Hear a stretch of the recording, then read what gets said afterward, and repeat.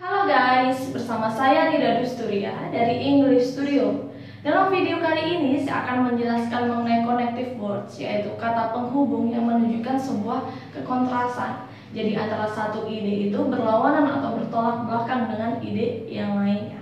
Nah, dalam kali ini saya akan menggunakan satu contoh saja, tetapi dengan menggunakan kata penghubung yang berbeda-beda. Namun, walaupun demikian, itu tetap tidak akan mengubah arti dari kalimat tersebut.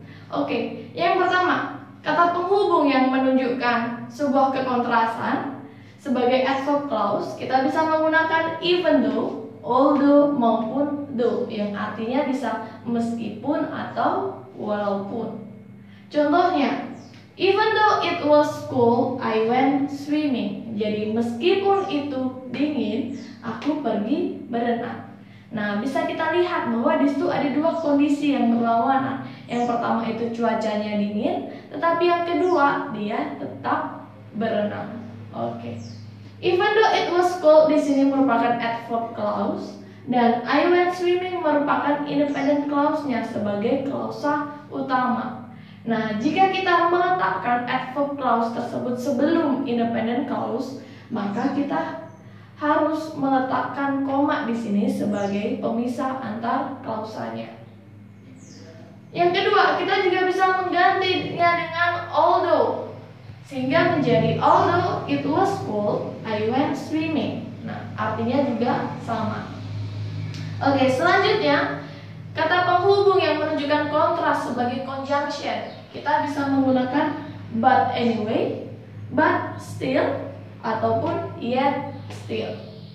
Contohnya, it was cold but I went swimming anyway. Nah, kita meletakkan anyway di sini di paling belakang kalimat. Yang artinya itu dingin tetapi aku pergi berenang. Atau bisa juga it was cold but I still went swimming. Artinya pun juga masih sama. Oke, poin yang ketiga, kata penghubung sebagai transition. Untuk kontras kita bisa menggunakan nevertheless, however, still, ataupun nonetheless. Contohnya, it was cold, nevertheless, I went swimming. Jadi itu dingin, namun atau tetapi aku pergi berenang. Bisa juga it was cold, nonetheless I went swimming, atau it was cold, however I still went swimming. Nah, ketiga kalimat ini pun masih juga mempunyai arti yang sama. Oke, yang keempat, kata penghubung yang menunjukkan kontras sebagai preposition itu ada despite, in spite of the fact that, dan despite the fact that, yang artinya bisa meskipun atau walaupun. Contohnya, I went swimming despite the cold weather. Jadi aku pergi berenang meskipun cuacanya dingin. Nah, despite the cold weather di sini merupakan prepositional phrase. Nah, jika kita meletakkan prepositional phrase tersebut setelah independent clause, maka kita tidak perlu meletakkan koma di kalimat ini. Atau contoh berikutnya, I went swimming in spite of the cold weather. Artinya pun juga masih sama. Yang harus diperhatikan di sini adalah setelah despite dan in spite of harus diikuti oleh kata benda. Tidak boleh diikuti dengan subjek dan verb. Seperti contohnya, di sini ada despite dan in spite of diikuti dengan the cold weather yang merupakan kata benda. Oke, contoh berikutnya ada I went swimming despite the fact that the weather was cold, ataupun I went swimming in spite of the fact that the weather was cold.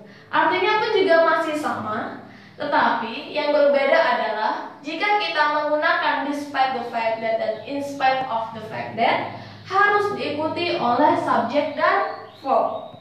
Seperti di contoh, ada despite the fact that dan in spite of the fact that diikuti dengan the weather sebagai subjeknya dan was itu sebagai verbnya.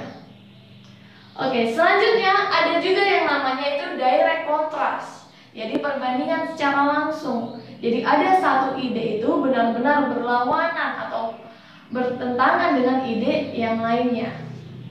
Contohnya di sini, jika kita gunakan adverb clause, kita bisa menggunakan while. Contohnya, Mary is rich while John is poor.